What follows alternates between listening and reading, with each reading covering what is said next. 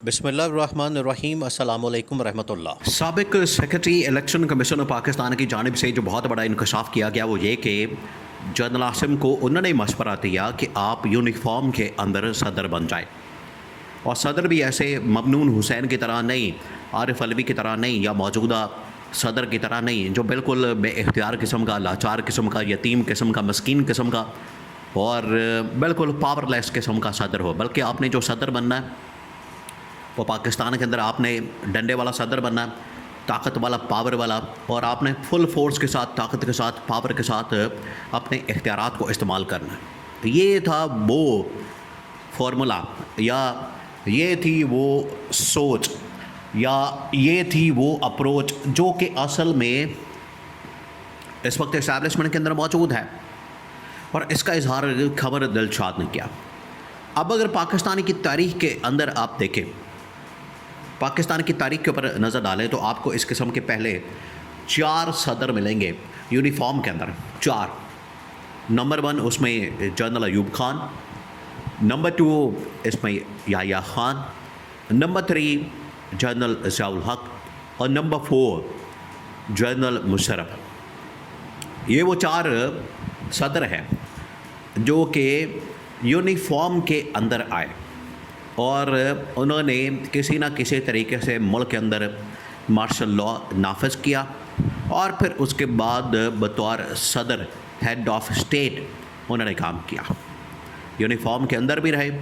اور انہوں نے بطور صدر بھی کام کیا، آپریٹ کیا، ہیڈ آف اسٹیٹ کے طور پر بھی، گورنمنٹ بھی اپنی مرضی کی پھر انہوں نے پلان کی، انسٹال کی، اور پورا ایک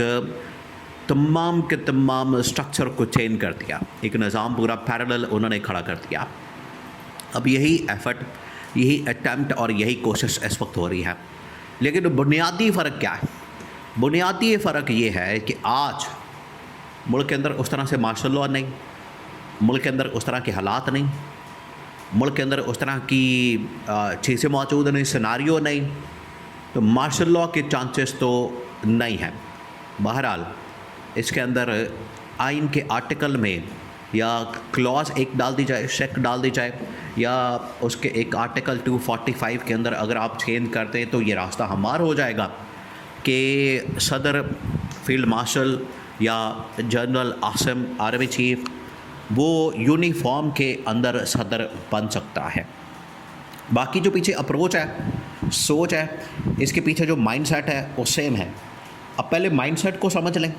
پھر اس کے بعد جو تبدیلی آئے گی، راستہ پولیٹیکلی کن چیلنجز کا سامنا کرنا پڑے گا، یہ وہ سوالات ہیں۔ دیکھیں جہاں پر سیناریو آپ نے ایک بنایا، اس کو آپ نے پھر دیکھنا ہے ڈیٹیل کے ساتھ کہ اس کے پازیٹیو کیا ہیں، اس کے نیگیٹو کیا ہیں، اس کا امپیکٹ کیا ہے، امپیکٹ اگر نیگیٹو آتا ہے اس کو کیسے کاؤنٹر کرنا ہے، پازیٹیو آتا ہے تو اس کو ہم نے کس طرح سے بڑھانا ہے، یہ تمام چیزیں۔ جب یہ ملکی سطح کے اوپر، ریاستی سطح کے اوپر اس طرح کے اقدامات کیے جاتے ہیں تو یہ ایسے نہیں کہ آپ نے سوچا اور کر دیا، دن کو سوچا رات کو کر دیا، یا رات کو سوچا تو آپ نے دن کو اس کے اوپر عمل درآمد کر دیا، اس طرح سے نہیں ہوتا۔ آپ کو کئی مہینے لگتے ہیں، ہفتے لگتے ہیں، ایون سال لگ جاتے ہیں۔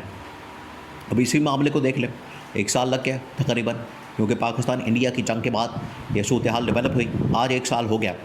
اس کو کرتے کرتے۔ اب ہونے کیا چاہ رہا ہے؟ ایک تو یہ کہ اب یہ تقریباً طے ہو چکا ہے کہ فیلڈ مارشل جنرل عاصم صدر بننا چاہتے ہیں، قبر دلشاد نے اس کی تصدیق کر دی ہے، اور اس کے لیے راستہ 28ویں ترمیم یا پھر آئینی عدالت کے ذریعے سے کلاز شامل کر دیا جائے آرٹیکل 245 کے اندر، اور ایک راستہ ہموار کر دیا جائے صدر بننے کا۔ اب اس کے پیچھے جو اپروچ ہے، سوچ ہے، وہ یہی ہے کہ صدر بننے کے بعد ملک کے اندر عملی طور پر ایک صدارتی نظام نافذ کر دیا جائے۔ ہوتا بظاہر پارلیمانی لگتا ہے، مشرف کے دور کے اندر بھی ایسے ہی تھا، اس سے پہلے جنرل ضیاء الحق کے دور کے اندر بھی ایسے ہی تھا۔ اسمبلیاں موجود ہوتی ہیں، وہاں سے ایک پپٹ گورنمنٹ کو نکالا جاتا ہے، پپٹ گورنمنٹ کو نکالا کے وہاں پر اپنی مرضی کے لوگ بٹھا کے تو ان سے آپریٹ کیا جاتا، کام کیا جاتا ہے۔ بالکل اسی طریقے سے ابھی ریسنٹ ہسٹری مشرف کی ہے، تو مشرف نے جس طریقے سے آ کے پہلے اس نے آفر دی، پہلے ظفر اللہ خان جمالی کو وزیر اعظم بنا دیا، اس کے بعد اس نے جو چودھری شجاعت حسین ان کو وزیر اعظم بنا دیا، اس کے بعد پھر وہ ایک فل ٹرم کے لیے فل ٹائم ایک وزیر اعظم لائے، امپورٹ کیا شوکت عزیز کو، وہ آئی ایم ایف سے، ورلڈ بینک سے، اور ان کے پاس اکنامکس کے بہت سارے معاملات ہیں، معیشت کے، معاشی، اور اس کے علاوہ world bank I M F سے ڈیل کرنا، اور ایک پپٹ قسم کا، ڈمی قسم کا وزیر اعظم اس نے لا کے شوکت عزیز کو بنا دیا۔ تو یہ ایک ماڈل ہوتا ہے، پھر اپنی مرضی سے بیٹھ کے پریزیڈنشل ہاؤس سے آپریٹ کرنا اور گورننس کو بہتر کرنا، نظام کو بہتر کرنا۔ اسی وجہ سے دیکھیں کہ آج پاکستان کے اندر اس نظام کے حوالے سے بڑی ڈبیٹ ہوتی ہے کہ مشرف کے زمانے میں تبدیلی بڑی زبردست تھی، نظام بڑا زبردست تھا۔ سیم وہ یہ سوچ اور اپروچ پاکستان میں اس وقت اسٹیبلشمنٹ کی، موجودہ جو نون لیگ پیپلز پارٹی کی گورنمنٹ ہے، عمران خان پابند سلاسل ہے، اور یہی اپروچ اپلائی کرنے کی بات ہو رہی۔ اور پیچھے بیک گراؤنڈ وہی کہ موجودہ سسٹم سیٹ اپ نظام ناکام ہو چکا ہے، فیلئر ثابت ہوا ہے، عوام کی مشکلات میں اضافہ، سیاسی معاشی صورتحال، تباہی اور بربادی۔ لہٰذا یہ ناگزیر ہے، یہ ضروری ہے، یہ نیڈ آف دا آر ہے، وقت کی ضرورت ہے، تو ہم نے یہ کرنا یہ ہے۔ اب اس کے اوپر عمل درآمد کیسے ہوگا؟ اس کے لیے عمل درآمد کے لیے جو راستہ دیا ہے محمد الشاد، یا تو آئین کے آرٹیکل کے اندر شک ڈال دی جائے، یا 28ویں ترمیم اور آصف زرداری کو گھر بھیج دیا جائے، یہ آ جائیں، اس کے بعد شہباز شریف کابینہ اور ملک کے اندر ایک پورا گورننس ماڈل، نیا صدارتی نظام نافذ کر دیا جائے، یہ اس کا راستہ ہے۔ اب اس کے جو اثرات ہیں، امپلیکیشن ہے، جو اس کا امپیکٹ ہے وہ کیا ہوگا؟ وہ یہ کہ عوامی سطح کے اوپر اس کو اپروول ملے گی یا نہیں، اس کا حالانکہ راستہ نکالا گیا کہ ریفرینڈم کرا دیا جائے۔ اس کے بعد انٹرنیشنل لیول کے اوپر کیا اپروول ملے گی اس حوالے سے، انٹرنیشنلی کیا اس کو سپورٹ کیا جائے گا، اس کی تائید کی جائے گی؟ تو سب سے بڑی جو سپورٹ ملتی ہے وہ آپ کو امریکہ سے ملتی ہے، اور آج کل ٹرمپ اس حوالے سے مکمل فیلڈ مارشل کی تعریف کرتا ہے، فیورٹ فیلڈ مارشل قرار دیتا ہے۔ حالانکہ اگر آپ امریکہ کے کانٹیکسٹ کے اندر بات کریں تو امریکہ میں جو پابندیاں سب سے زیادہ جس ملک کے اوپر ہیں، پاسپورٹ کے حوالے سے، امیگریشن کے حوالے سے پاکستان ہے، تو اس سے فائدہ کیا ہوا؟ پاکستان اگر فیورٹ ملک ان کے نزدیک ہے۔ اس کے علاوہ اگر ٹریڈ میں پابندیاں ہیں تو امریکہ سے پاکستان کے اوپر ہیں، ٹریڈ کے حوالے سے، امیگریشن کے حوالے سے، باقی آئی ایم ایف لون کے حوالے سے امریکہ ہر جگہ رکاوٹیں پیدا کرتا ہے، مسائل پیدا کرتا ہے، اس کا فائدہ کوئی نہیں ہوتا۔ لیکن اگر نظام کی بات کی جائے تو اس حد تک تو امریکہ آج کل فیورٹ فیلڈ مارشل قرار دے رہا ہے، اور ہو سکتا ہے کہ اس سیٹ اپ کو، نظام کو سپورٹ کر دے، اور یہی کافی ہے۔ پھر اس نظام کو چینج کر کے ملک کے اندر